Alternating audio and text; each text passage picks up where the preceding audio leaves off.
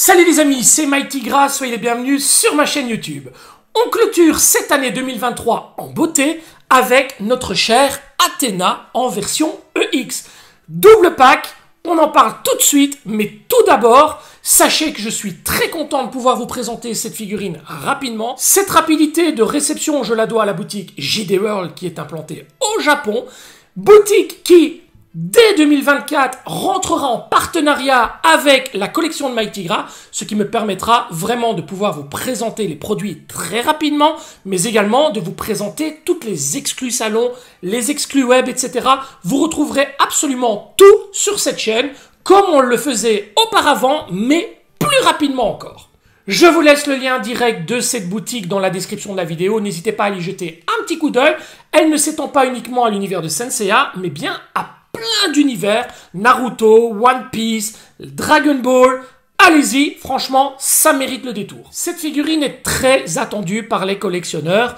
Néanmoins, une fois encore, Bandai s'est joué de nous. Suite à quelques photos qui ont été diffusées sur le net, on s'est très vite aperçu que Bandai avait une fois encore, tout simplement, foiré le bazar. On va appeler ça comme ça. En effet, dans cette boîte, vous retrouverez donc deux figurines, mais ces deux figurines, attention, ne sont pas complètes. Pour la Saori, vous allez avoir besoin de pièces qui se trouvent dans la boîte de la Godcloth. Et ça, c'est juste inadmissible. Les mèches de cheveux, le dessus du sceptre, les visages sont dans cette boîte et pas dans celle-ci. Donc, dans cette boîte, vous n'allez retrouver qu'une partie essentielle des pièces de Saori et vous n'aurez pas le reste parce que le reste se trouve tout simplement dans cette boîte. Donc, inutile pour vous de projeter, revendre éventuellement une partie de la figurine. Si vous voulez revendre une partie de la figurine parce qu'elle ne vous intéresse pas, vous allez devoir automatiquement déforcer une boîte, retirer des éléments d'une boîte pour pouvoir les transférer dans l'autre. C'est complètement débile. On aurait vraiment préféré que Bandai sorte la figurine de Saori entière, la figurine d'Athéna Godcloth entière. Eh bien non, une fois encore, ils nous ont fait un pied de cochon. Malgré tout, ces pièces sont quand même fabuleuses, il faut bien l'avouer. On évolue vraiment comparativement aux versions classiques de la Myclose de Saori, mais également de la Godcloth. Vous allez voir que c'est totalement différent. On gagne en hauteur, en profondeur, en charisme, en beauté. Et c'est tout ce que je vous invite à découvrir juste après le générique, les amis. Générique.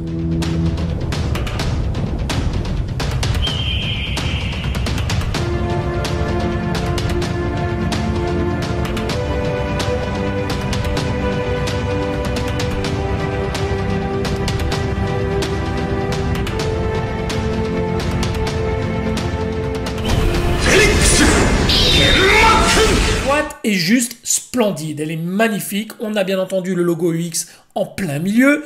On a l'armure divine d'Athéna sur cette partie de la boîte avec une mention spéciale sur un corps EX Metal, toujours Bandai Namco juste ici en dessous. Le logo chapitre Elysion ici. Nous retrouvons Saori avec ses bijoux de ce côté, tous les logos habituels bien entendu, mais également le logo 20e anniversaire. On a une illustration de Athéna et Saori juste côte à côte. Alors il ne s'agit pas de deux sœurs jumelles bien entendu, mais du même personnage. On parle d'Athéna lorsqu'elle a son armure, on parle de Saori lorsqu'elle est en tenue civile. Sur le dessus de la boîte, on retrouve l'armure d'Athéna ainsi que toutes les mentions, donc Goddess Athéna et Saori Kido, Divine Saga Premium Set. Sur le premier flanc, on a notre chère Athéna dans son armure divine, décasquée en pleine attaque. L'autre côté représente Saori en pleine prière, comme dans le chapitre Asgard. L'arrière de la boîte est très intéressant et possède énormément d'illustrations. On retrouve bien entendu toutes les annotations juste sur le dessus. Une illustration magnifique dont je me suis servi pour réaliser la vignette de cette vidéo. Nous avons l'armure d'Athéna Godcloth représentée ici dans une pose très dynamique. Nous avons Saori dans ses deux déclinaisons possibles avec ses bijoux ou en mode prière pour, comme je viens de vous le dire, la partie Asgard. Nous retrouvons ici de nouveau la fameuse Athéna en armure, mais cette fois-ci casquée, avec une mention spéciale sur la base, avec une double inscription, donc base bonus que l'on retrouvera dans la boîte.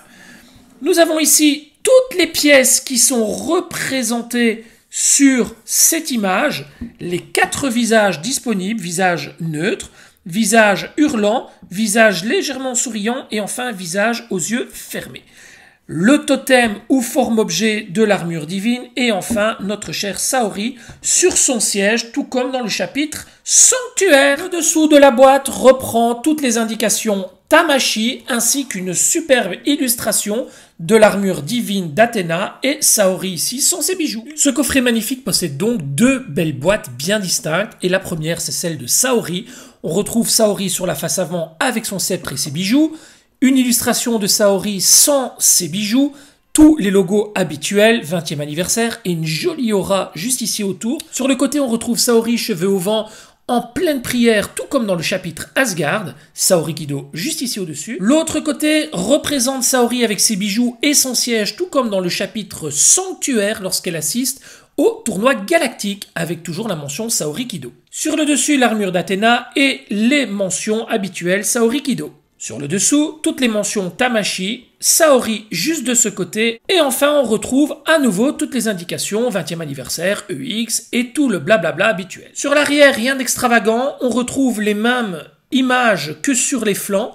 On retrouve également Saori dans une position avec son sceptre et ses bijoux, magnifique. Il y a encore ici un gros foutage de la part de Bandai. Effectivement, il nous met qu'il y a les 4 visages dans la boîte et pas du tout, ils sont dans la boîte de la version divine. Pour la version armure divine, nous retrouvons une boîte un peu plus grande avec toujours 20e anniversaire, tous les logos, chapitres et Élysion.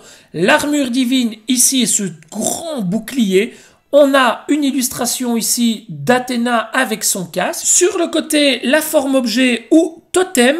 Sur l'autre côté, nous retrouvons Athéna dans une pose tout à fait dynamique sans son casque. Sur le dessus, toujours cette armure d'Athéna, Goddess Athéna. Sur le dessous, les informations Tamashii, tout le blablabla habituel et enfin Athéna dans son armure divine. Sur l'arrière, pas de grosse révolution au niveau du choix des illustrations, c'est toujours les mêmes que sur les côtés. On trouve ici 2 petites illustrations avec des socles différents que l'on retrouvera dans la boîte. Et histoire de bien enfoncer le clou dans la plaie ouverte, Bandai nous montre à nouveau les 4 visages sur cette boîte. C'est légitime, ils y sont. Par contre, pourquoi nous les avoir remontrés sur la boîte de Saori alors qu'ils n'y sont pas ? Publicité mensongère, une fois encore, merci Bandai. La boîte de Saori possède 4 blisters avec dans le premier blister le personnage, sans tête et sans mèche de cheveux. Nous avons le bâton qui tiendra la partie du sceptre qui n'est pas fournie non plus dans cette boîte, le collier, la partie qui vient dans les cheveux, le bracelet et la partie de la ceinture. Une paire de mains, 2 paires de mains et les mains jointes. Nous avons également ici la chevelure qui permettra le mode prière. Dans le 3e et 4e blister, nous avons droit au siège de Saori. La robe de Saori et pas de trace de la notice. Il n'y a qu'une notice et celle-ci est dans la boîte de la version divine d'Athéna. Tout comme pour Saori, l'armure divine est composée de 4 blisters. Le premier blister reprend le personnage avec ses bras et jambes de type métal, la chevelure qui permettra d'accueillir le casque, les 4 visages, les épaulettes, le casque, les brassières, les avant-bras, les jambières, la partie abdominale, je pense, oui, la partie ici plastron, une paire de mains, 2 paires de mains et enfin 2 paires de protège-mains. Nous avons une chevelure arrière et des mèches de ce côté. Pour le deuxième blister, nous avons les 2 parties supérieures du sceptre d'Athéna, mais également de Saori. On aurait aimé que cette partie se retrouve dans la boîte de Saori. L'énorme bouclier. Et tout ceci, c'est du totem. Sur le 3e blister, nous avons directement la jupe qui est totalement montée, ainsi que les ailes. Le 4e blister reprend une base, un socle spécial 20e anniversaire, avec une tige pour pouvoir maintenir le personnage. Nous avons également une partie vêtements qui ira se loger juste sous la jupe de l'armure d'Athéna. Et enfin, cette fameuse notice qui nous permettra de monter et Saori et Athéna. Cette notice d'explication est très longue. Il y a bien entendu le montage de 2 personnages et une forme objet en plus, et donc cela justifie le nombre de pages. La première page est appelée Box 1 et reprend l'intégralité des pièces que l'on retrouvera dans la version Athéna Godclot. Les 2 pages suivantes seront le montage de la version Godcloth, tandis que les autres pages ici serviront pour la forme objet. Au verso, nous retrouverons les pièces de la version de Saori, box numéro 2, et enfin le montage de la version de Saori, ainsi que du siège dans lequel elle pourra trôner. Ça, c'est le bon côté des choses, c'est plutôt bien illustré, c'est propre, c'est bien fait. Mais là où je suis réellement désappointé, expliquez-moi pourquoi on a 2 têtes de sceptre, une animée et une manga. Mais il n'y a rien de manga dans ce personnage. Pourquoi va-t-on mettre cette partie-là sur la figurine? Ce sera beaucoup plus parlant en vous montrant directement les pièces. De ce côté, vous avez la pièce dite animée, celle qui logiquement sera posée sur le sceptre de la version Godcloth, mais également celui de Saori.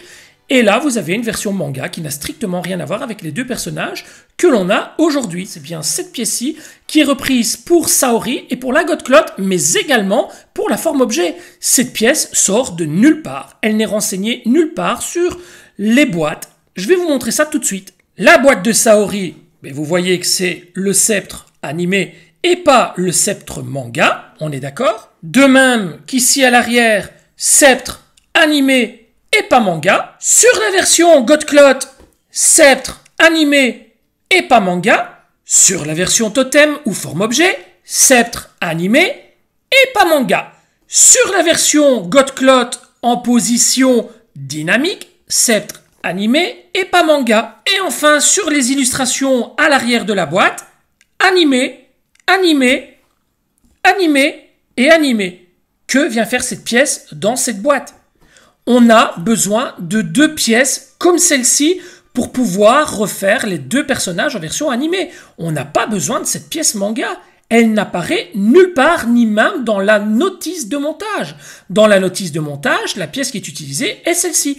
Donc, en gros, si vous voulez monter les 2 personnages avec les sceptres, si vous voulez rester accurate au dessin animé, vous ne montrez qu'un seul sceptre avec cette pièce et vous ne mettrez pas de sceptre dans la main de soit Athena Godcloth, soit Saori, parce que sinon vous allez devoir sortir du côté accurate et mettre une pièce qui n'a strictement rien à voir avec les versions animées.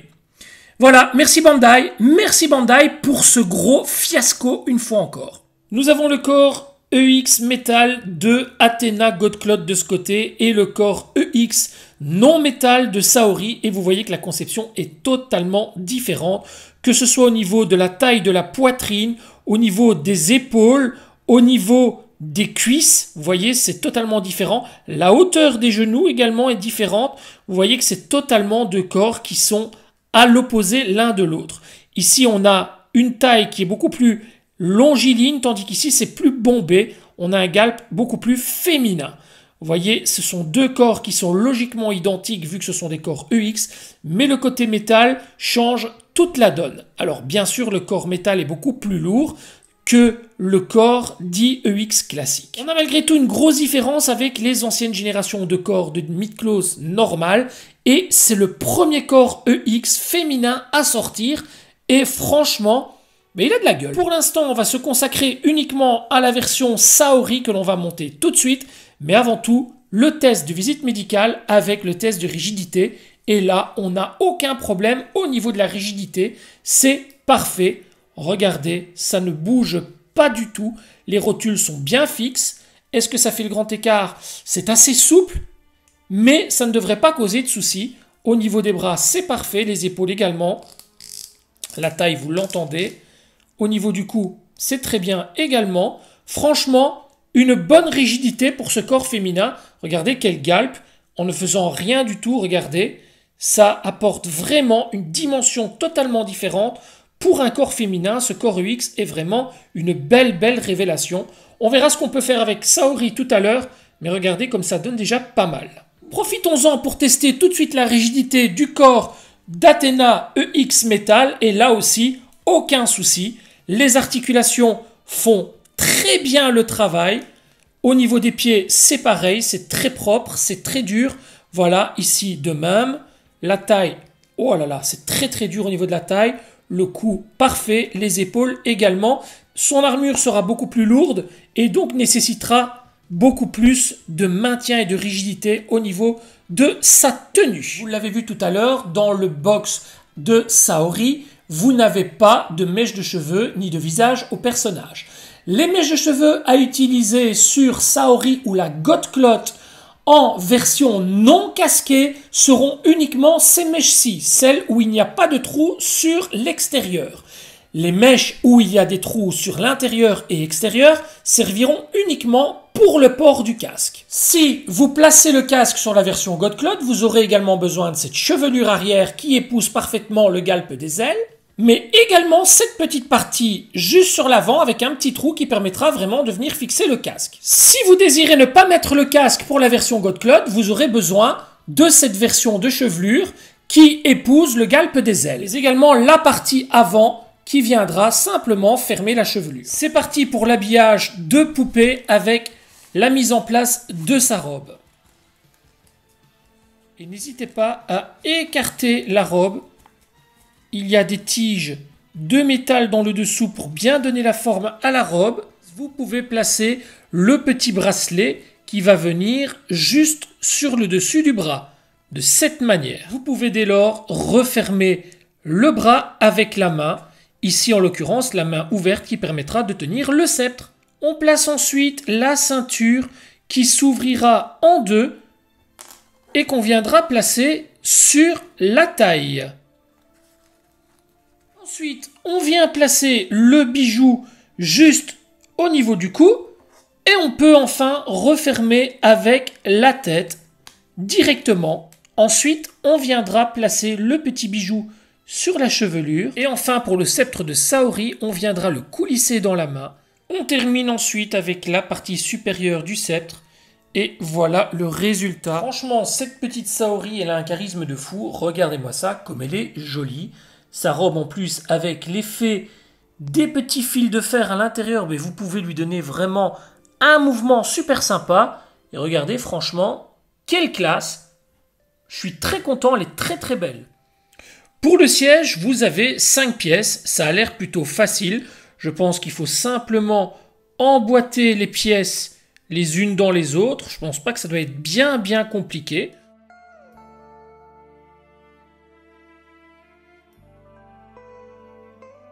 Et voilà ce que ça donne avec notre Saori positionné sur son siège. Vous voyez, les cheveux partent sur l'arrière, il y a un espace prévu juste pour ça, c'est plutôt bien pensé. Allez les amis, il est temps à présent d'attaquer la version Godcloth. Pour le montage de la version d'Athena Godcloth, il faudra avant tout monter toute la partie supérieure de l'armure, car la notice indique qu'il faudra mettre ce jupon juste au-dessus de toutes les pièces qui recouvreront la partie abdominale. Donc c'est parti pour le montage de la partie supérieure. La première pièce que l'on va mettre, c'est la partie abdominale, donc en 2 parties, que l'on va ouvrir et simplement placer sur le personnage. On récupère la partie du plastron qui contient la poitrine, mais également l'encolure. On les défait. Et on va venir placer la partie du plastron sur le personnage, mais ne le fermez pas. Vous devez d'abord mettre la partie de l'encolure avant de fermer le plastron. Et pour finir, vous venez placer la partie de la poitrine. On continue avec les brassières, avant-bras, et j'utiliserai la main qui permet de tenir le bouclier posé contre son corps. Je reproduis l'opération pour l'autre bras. Pour la main, j'utiliserai celle qui pourra maintenir le sceptre. La partie du haut du corps est montée et vous voyez que vous avez des tout légers reflets violet mauve sur les ornements de l'armure. Alors c'est très discret, hein, mais ça se voit quand même si ça reste très léger. On continue le montage du haut du corps avec les épaulettes ou épaulières et vous voyez que ces épaulettes sont en 2 parties. Vous avez cette petite partie qui va revenir près du cou, tandis que là, vous avez une partie qui va venir enrober l'épaule avec les 2 petits trous qu'il y a juste là.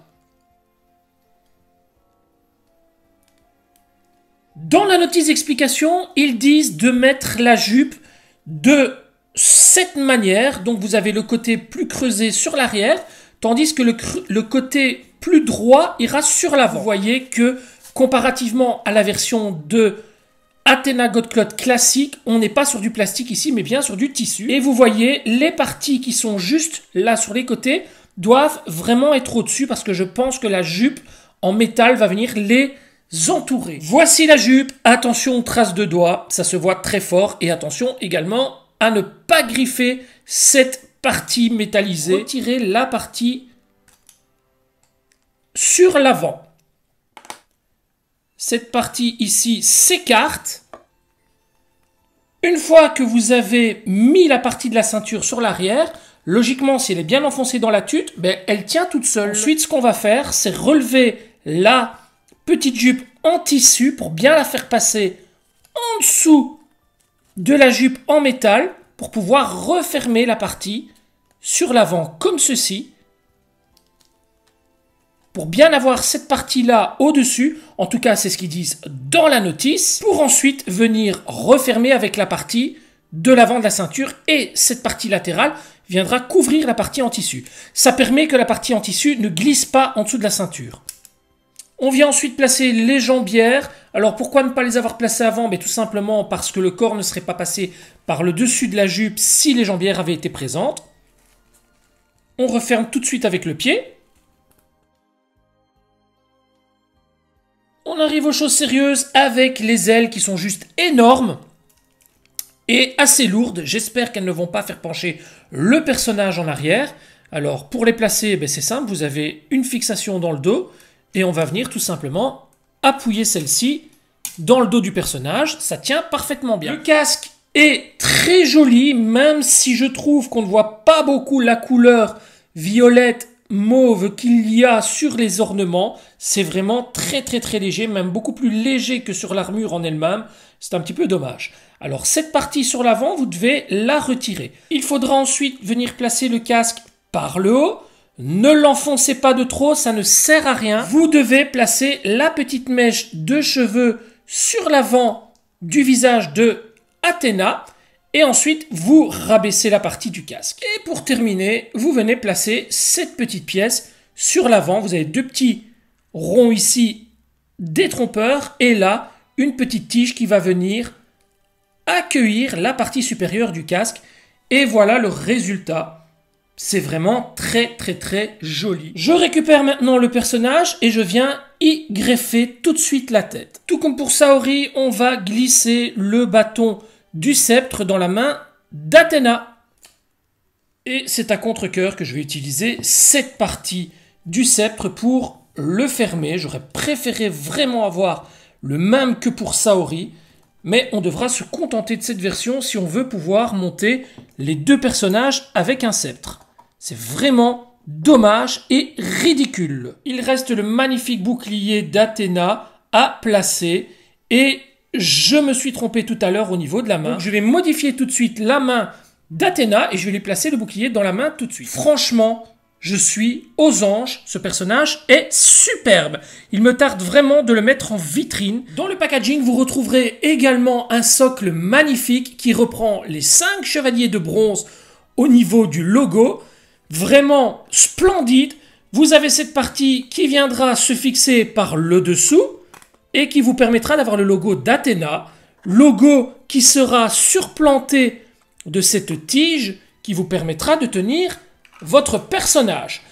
Si vous voulez, à la place du logo d'Athéna, opter pour le logo 20e anniversaire, libre à vous, c'est faisable également, les deux sont fournis. Pour cette vidéo exclusivement, je ne vais pas m'étaler sur une séquence de posing en série longue et difficile, parce que j'ai eu quelques petites lacunes avec ce personnage au niveau de la peinture. En effet, j'ai eu quelques pets de peinture à gauche, à droite en la manipulant tout en réalisant la vidéo. Et je ne voudrais pas, au vu du prix de cette figurine, risquer de réellement l'abîmer davantage. Je retrouve tout de suite pour le débriefing de la vidéo.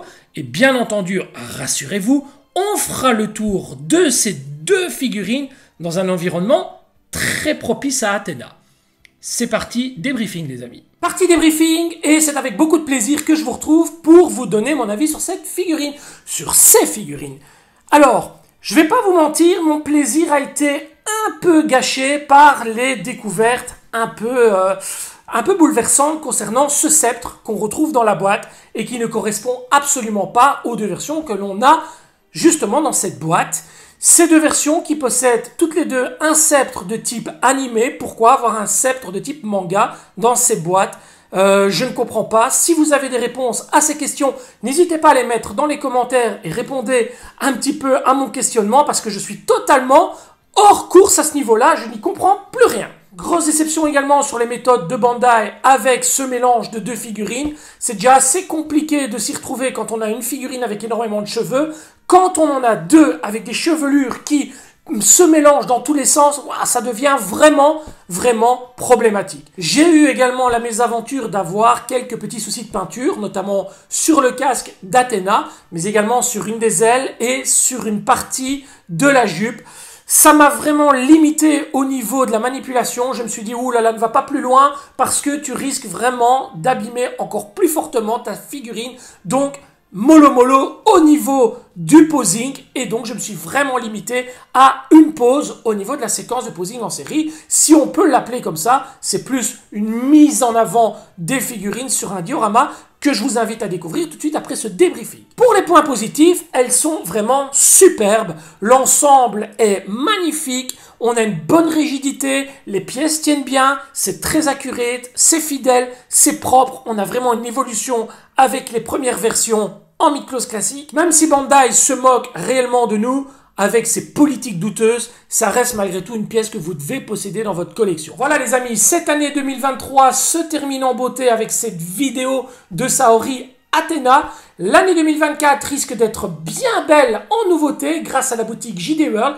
boutique qui, je le rappelle, m'enverra toutes les figurines que je vous présenterai sur cette chaîne, figurines Bandai bien entendu. En attendant, si ce n'est pas encore fait, abonnez-vous à la chaîne, activez la petite clochette pour recevoir toutes les notifications, prenez soin de votre famille, de vos proches, c'est là tout l'essentiel, les passions, tout ça c'est génial, mais la famille c'est vraiment ce qu'il y a de plus important sur cette terre. Je vous embrasse, à l'année prochaine. Merci de m'avoir suivi et ciao ciao les amis.